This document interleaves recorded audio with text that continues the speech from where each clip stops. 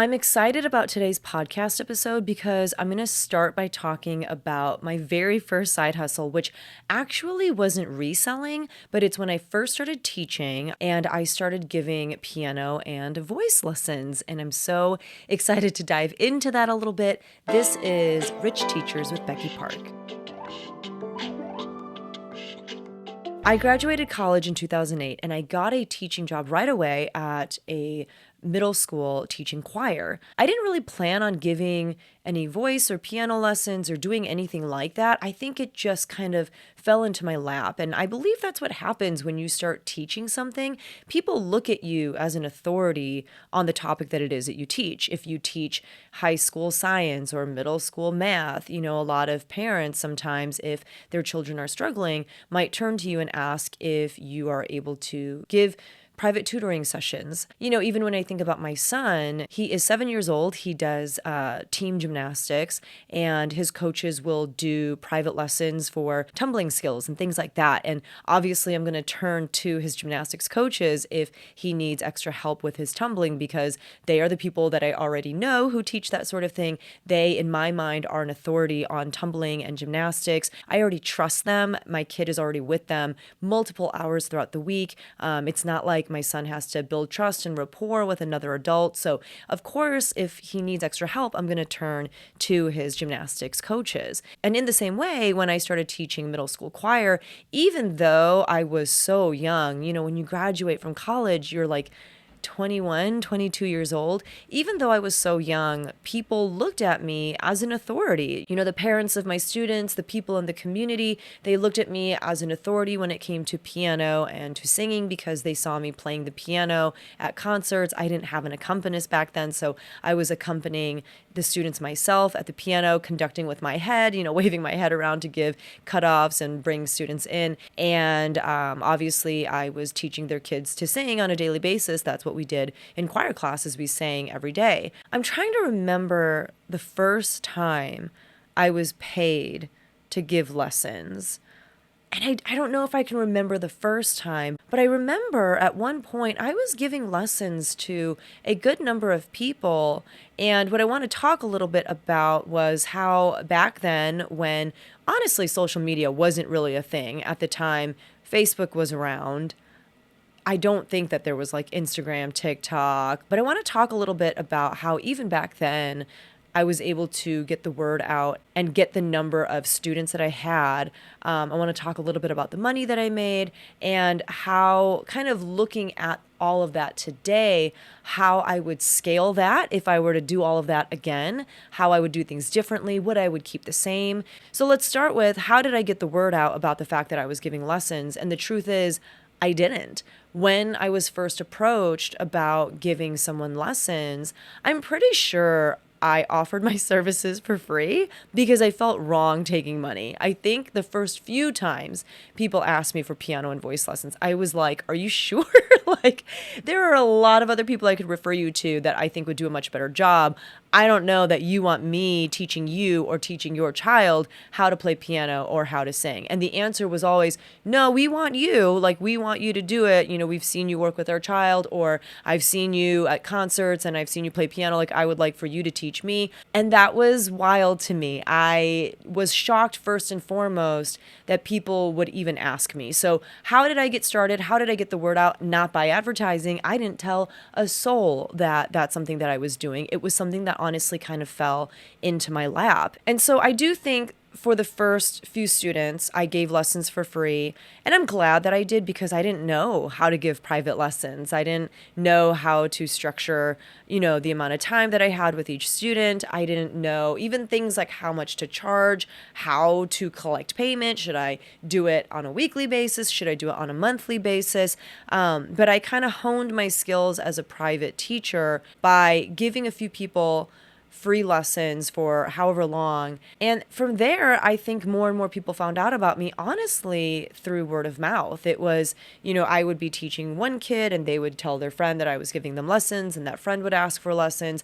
Or, this mom would tell her friend and her friend would have her kid sign up to take lessons. And I remember kind of looking at my schedule of lessons one day and being like, oh my gosh, like I have so many people that I'm giving lessons to today. How did we get here? So again, I think it started with people asking me, and I gave lessons for free. People were happy with the lessons that I was giving them, so they started telling their friends and family. I did give lessons to students, but I also started giving lessons to people in the community who had just heard that I was giving lessons through their friends who happened to be parents of my students. And then those people would tell their friends and their family members, and I would, give people lessons that way. I gave lessons to the students of some of the teachers in my building. I was really good friends with the art teacher. I remember I gave his daughter lessons.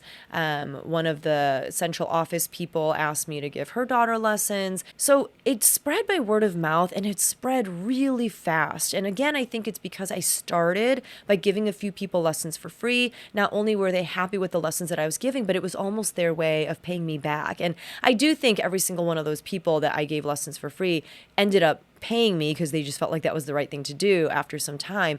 And like I said, they also paid me by referring me to other people. And honestly, I was just giving lessons out of my school. I remember I asked my administration if that was okay, and they said as long as it's outside of school hours, that would be fine. And I kind of needed it to be like that because I worked about 40 minutes away from where I lived, and it would be too difficult to like drive back and forth. And so it's not like I can invite these people to like a home studio, which I also did not have because at the time I was living with 3 other roommates in a very small apartment. There was really nowhere else for me to give lessons. So I did get permission from my school to give lessons in my classroom. But then I found out about a local music shop, and I can't believe that this is what they did. And I believe that the music shop has since closed. But in this music shop, they had like a little area of just separate rooms that individuals like myself could rent out. And all they charged was $1 per lesson. So if I gave 5 lessons that day, I would pay them $5. Like, I don't understand why that's how they did it, but it was a small mom and pop shop. And I think too, they understood, if you were in their space, if you had students who needed something, like if they needed the level up of like the book series that they were working through, like the theory or the method books, they could just buy it from the store right then and there. People gave drum lessons, guitar lessons. You could get things like sticks if you broke yours, or you could get picks, or, whatever it was that you needed as a music instructor or as a music student, they had it in stock. And so I think they were able to drum up business that way. And, as students are coming in and out to do their lessons, they're obviously going to look around and shop. And so I think they knew what they were doing, but it was just such an incredible steal to get a room to give lessons in and to only have to pay $1 per lesson. So I remember I found out about that space, and it's been so many years. Like, it's been, I don't know, like 17 years since I taught in that district and since I gave lessons in that music shop. But I just remember stepping into that opportunity and being like, okay, this is great, because now I could also open up weekends. I could open up later hours, or if people just didn't want to come to the school for whatever reason, we could meet at that music shop. And then another great part about giving lessons at that music shop was that the music shop would advertise for me. People would call the music shop knowing that there were private lessons being given at the music shop, and they would ask, is there someone there that teaches piano? Is there someone there that teaches voice? And they would let me know, hey, we've got someone interested in piano lessons with you or voice lessons with you. And I wasn't paying them to do that kind of marketing for me. I just was showing up, once or twice a week, paying $1 per lesson. And they were even finding me students. I don't know that there are very many opportunities like that, but I will say, if you have a specific skill, playing piano is a specific skill. Singing is a specific skill. Even music theory, my music theory knowledge, I have been paid to tutor kids in music theory. So if you have specific skills, there are people who want to learn how to do what it is that you do, and you can charge people money to do said thing. I have a student right now who's just basically a genius. Like, he's so smart. And I just kind of knew that he probably knew how to code. So I asked him one day, I said, hey, do you know how to code? He's like, yeah. And I told him my son, who is 7 years old, was interested in learning how to code. And I said, do you want to give him private coding lessons? And he was like, Okay. And so I started texting with his mom and we worked out how much I would pay this kid to teach my kid how to code for an hour a week. And that's because he had a specific skill. I didn't even know if he had it or not. I just assumed, because I see him in class every day and I know how smart he is, I just assumed that he would code. And of course he did. And of course he's great at it. And so I was able to provide an opportunity for him to make $30 a week by giving my son coding lessons 1 hour a week. And I'm willing to pay him that because I don't know how to code and I'm not going to take the time to learn how to code. And paying this kid to spend one-on-one time with my kid for $30 an hour is, in my opinion, a much better deal than sending him to like a coding camp or, I don't know, doing whatever else other people do to teach their kids how to code. I would rather just pay someone to do it. If you have a specific skill, you might have to start by marketing yourself if it's not something that's just out there, the way that my piano playing, the way that my singing was, that was on full display at every concert. Or, if you're a choir teacher, people assume that you sing. Maybe you have a special skill in coding, or maybe you have a special skill in sewing or making sourdough bread. If you are really good at something that not a lot of people are good at, chances are there are people out there who would be willing to pay you money for your time and for you to teach them how to do what it is that you can do. And because you have the title of teacher, people are going to assume that you are going to be good at teaching them, and they'll walk into the situation with more faith in you than they might,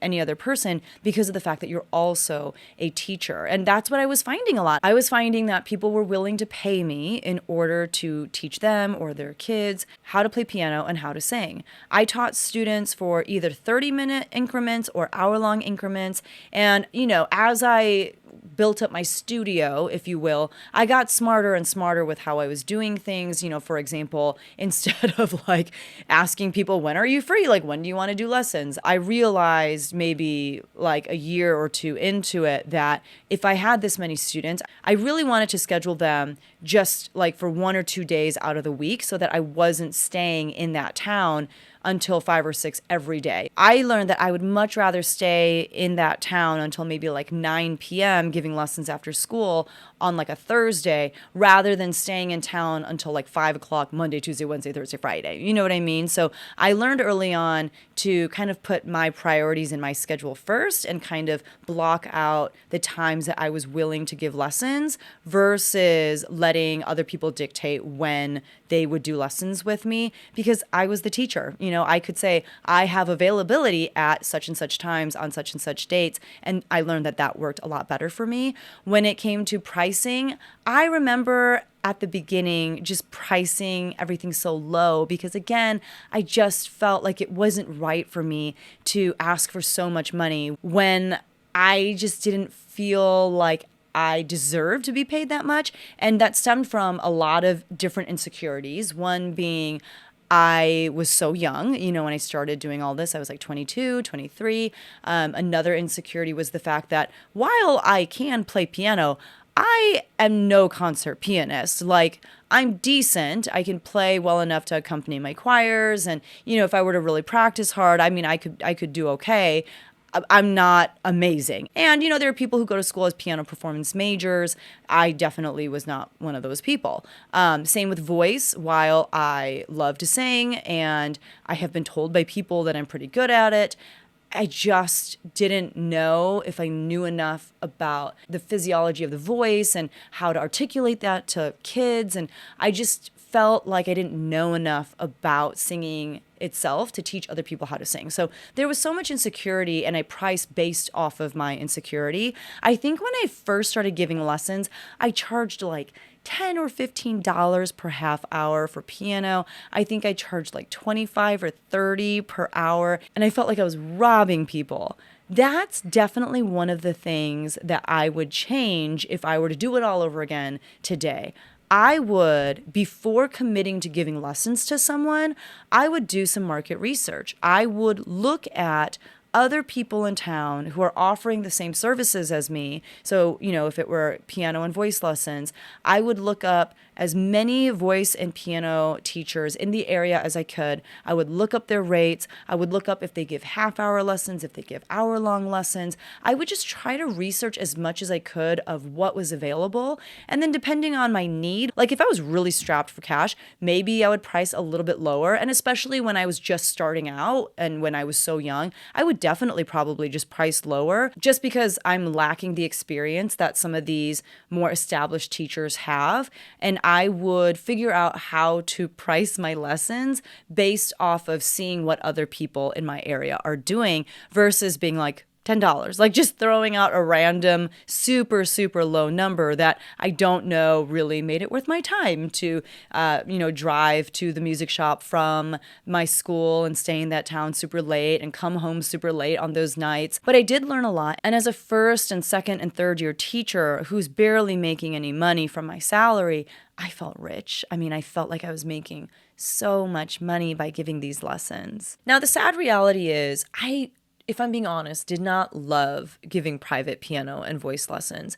I can't really put my finger on why that is. I think I went into music education and wanting to be a choir director because I like working with the group and I like achieving that group sound. I like problem solving for a group versus just one-on-one. And it's not like I had bad students. It's not like they gave me grief or anything like that. I genuinely really liked all of my students. I got really close with some of them. I remember one student started taking piano lessons with me when she was in high school. And I loved high school students because generally speaking, if someone was going to start playing an instrument when they were in high school, it was only because they really wanted to, not because their parent was forcing them to take lessons the way that I am forcing my children to take piano lessons. They do not really enjoy it and they do not enjoy practicing. But this high schooler, I remember, she was always so pumped for her lessons. She would practice so much and she would just improve at such crazy rates because she was taking it so seriously. And I think I stopped giving her lessons because I stopped teaching in that district and I just didn't really have a reason to keep traveling to that town anymore. And so I just kind of let go of all of my students and passed them on to other teachers. But I remember she actually mailed me a letter.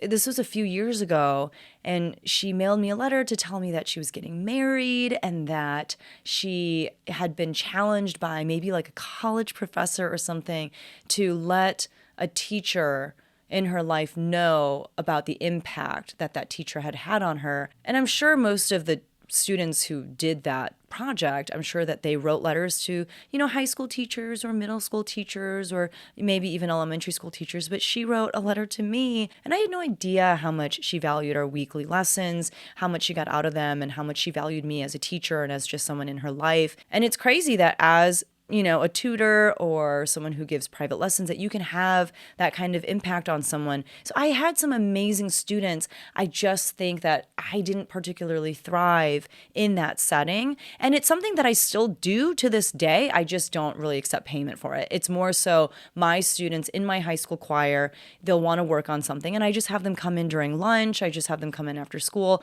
We'll just work on it. It's not a weekly thing. It's as problems arise or if they just really want to work on a particular passage or they want to work on a particular skill. And I have had so many students ask me over the years, can you just be my voice teacher? Can you just be my piano teacher? And I have told them all, over the course of the past, probably like 10 years.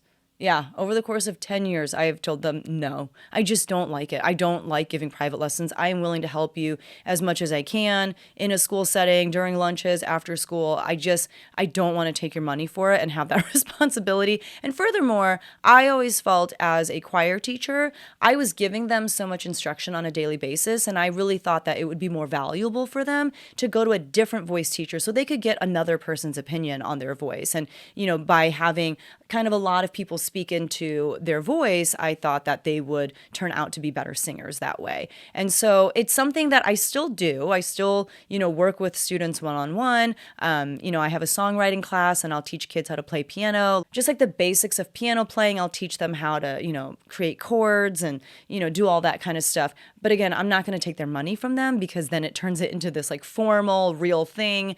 And I'm just not about that life now. Plus, at this point, I would say I make a lot lot more money doing my other side hustles. And when I break it down by how much I'm making per hour, if I were to teach a lesson versus if I were to spend that time making a YouTube video or spend that time reselling clothes, my other side hustles always beat out lessons. So I've just kind of learned at this point where I need to allot my time when it comes to wanting to make extra money. For me, lessons isn't going to cut it. I still have, insecurities about charging an obscene amount of money for lessons because I still feel like, well, I didn't go to school for vocal performance or for piano performance. And now that I live basically on a university campus with a great music program and a lot of those professors are willing to give private lessons, I'm not going to do it, right? Like, I'm even more so not really in a position to charge a lot of money, especially if I'm getting in the territory of what college professors are charging. But my time giving private lessons has made me a better teacher in the classroom. I was able to work with so many individuals and figure out like how to make certain things click for them in private lessons. And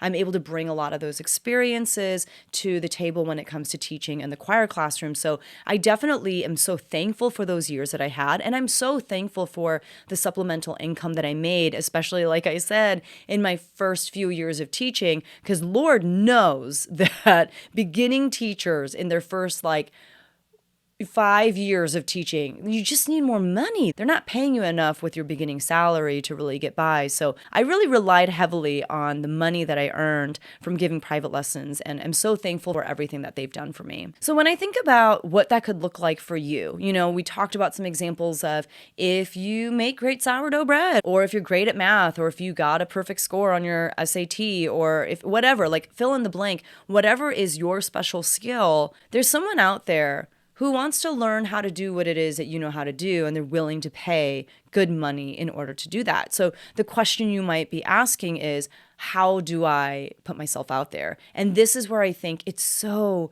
easy. It's so easy because all you have to do is let people know that you have this special skill and you are willing to teach other people how to do that special skill, all in exchange for some money, right?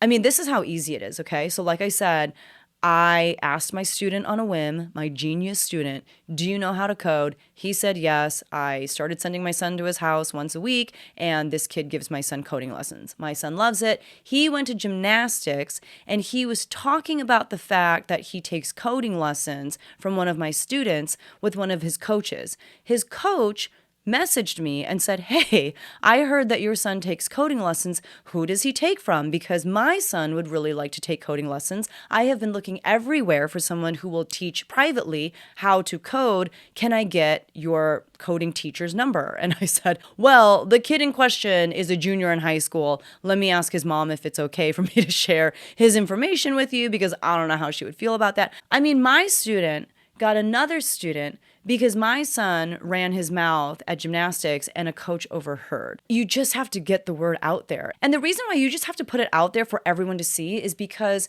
let's use the example of coding lessons. If you are great at coding, if you know what you're doing when it comes to coding and you're willing to teach people how to code, if you post that, let's say on Facebook, if you say, hey, I've been coding for this many years, this is my experience, I'm willing to give coding lessons, here's like the age group I would like to teach, maybe you don't really want to teach kids, you just want to teach adults, whatever it might be. You put all of that specific information on one post in Facebook. 9 out of 10 people who see your post maybe 99 out of 100 people who see your post on Facebook have no desire to learn how to code. But those 100 people who saw your post know that you are willing to give coding lessons. And now there are 100 people walking around on the earth that if someone in their life were to say, man, my kid really wants to take coding lessons, or I really learn how to code, there are 100 people walking the earth who, if they were to hear that, could say, oh, I don't know anything about coding, but I have a friend who does. Let me see if I can get that person's information to you.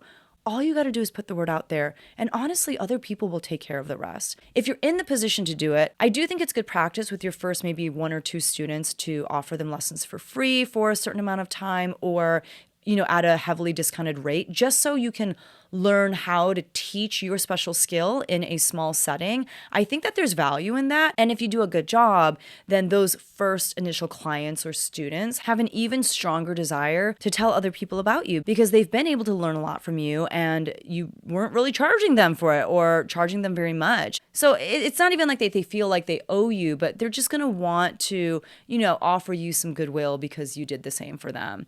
A lot of times when I talk to my friends who teach, especially like elementary school, who tutor their students privately, or maybe they tutor like siblings of their students, when I ask them how they came about that opportunity, a lot of times it'll just come up in parent-teacher conferences. As teachers are talking with parents about where their children excel, but also maybe some opportunities of growth in their students, there are some parents who will look at the teacher and say, do you do private tutoring? Maybe you're talking about how, a particular kid is a little bit behind when it comes to reading, and you might in that moment have a parent look at you and say, okay, so you're saying that my kid needs extra help. Is that something that you can offer? Do you do private tutoring? And if so, how much? I would say, just to cover your bases and just to make sure that you're not doing anything that's going to get you in trouble with your school or with your district, I would let your parents know, hey, thank you so much for thinking of me. I need to run it by admin and just make sure that it's okay,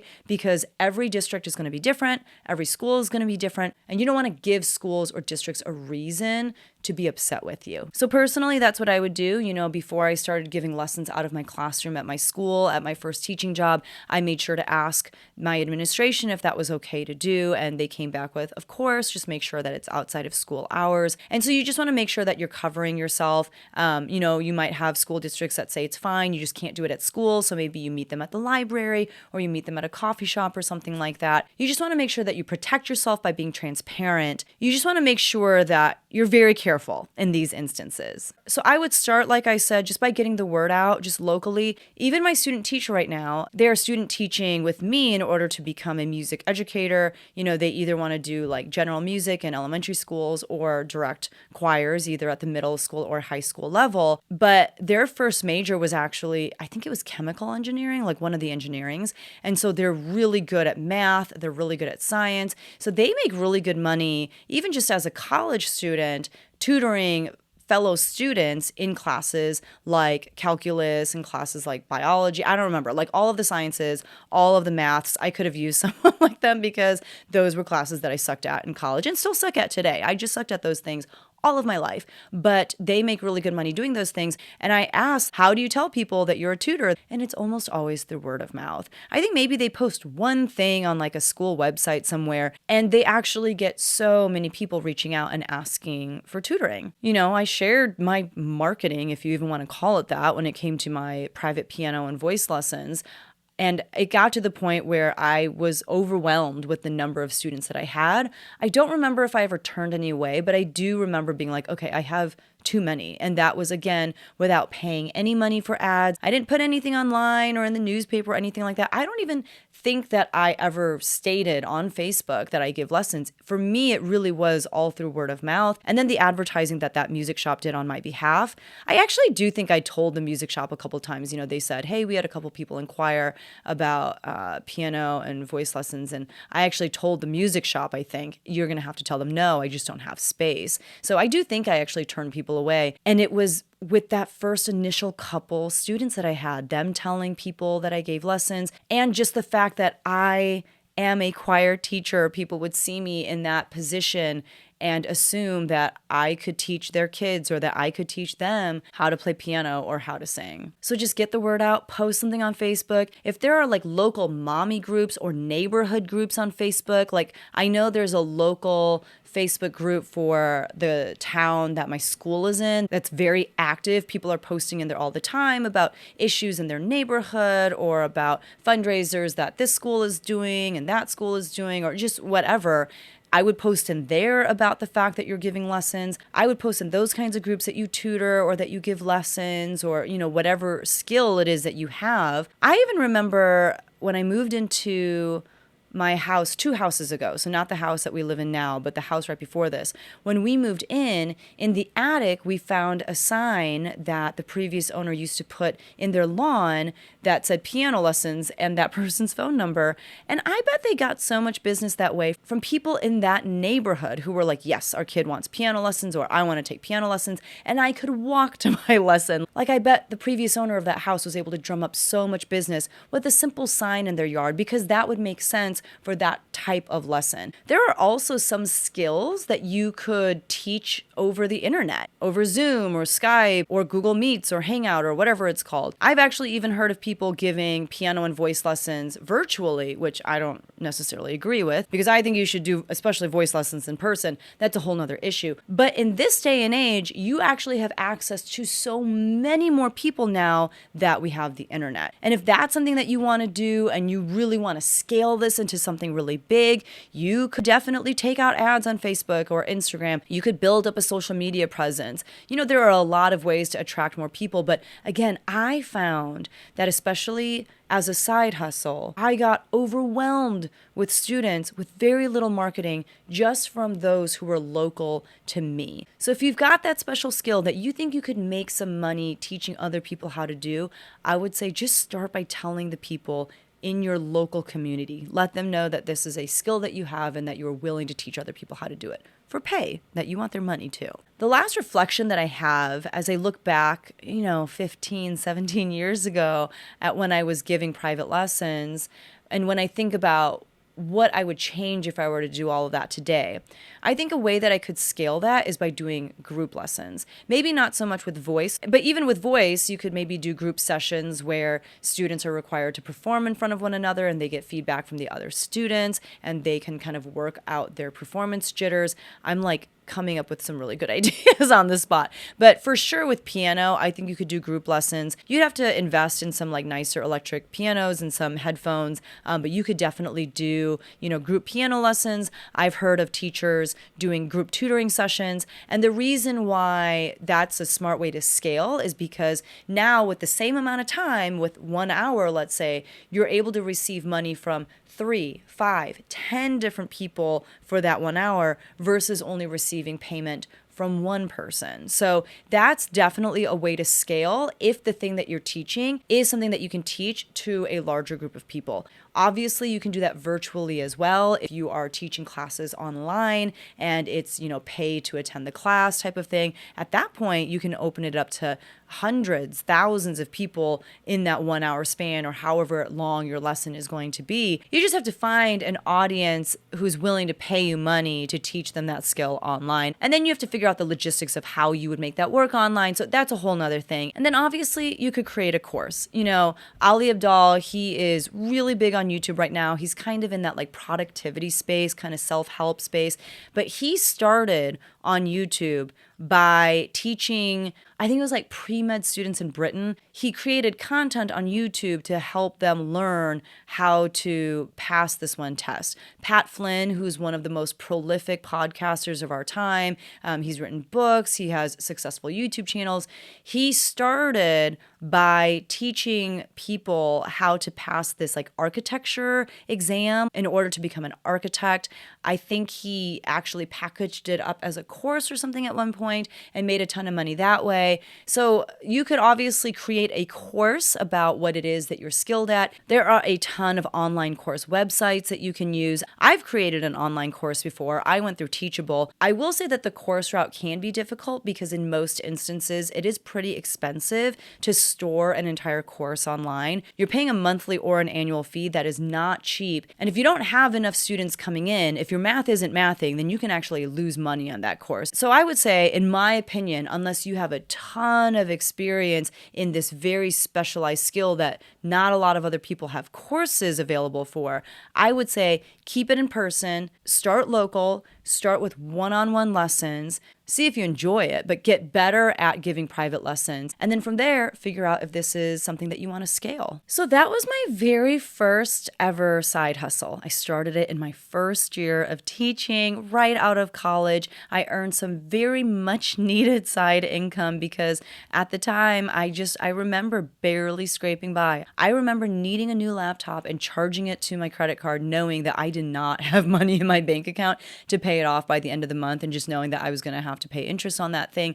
I remember how tough it was in that first, second, third year of teaching. And so giving private lessons was honestly a godsend for me. And if I wanted to, I probably honestly could have scaled that into something pretty lucrative on the side of teaching full time. But that was really fun to be able to share my first side hustle experience with you. Coming up, my next side hustle was blogging. And I don't know, I'm still debating if I dedicate an entire episode to that or not, because the honest to God truth is that I failed at it. Like, it went nowhere. I only lost money on it. I'd never made anything from it. I think maybe like one or two very small companies, more of like, those small Amazon companies, reached out with products that they wanted me to review and talk about on my blog. But I don't know that it's something worth talking about because it's not something that I made money on. But the next side hustle that I believe I'm going to do a podcast episode on is reselling. That is something that I started, oh my gosh, 7 years ago at this point. It's something that I think everyone can do. It's something that has nothing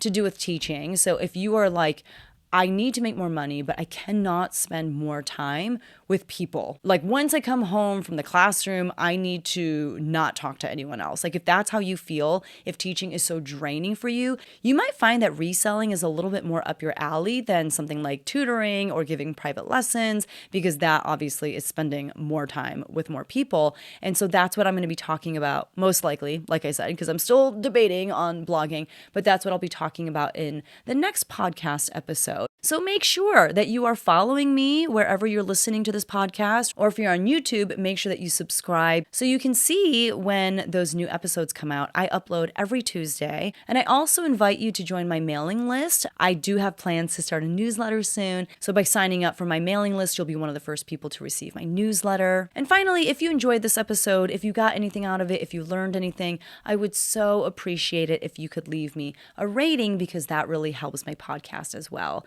And as always, from me to you, thank you for being a teacher and for changing the lives of your students. Have a good one, and I'll see you guys in the next one.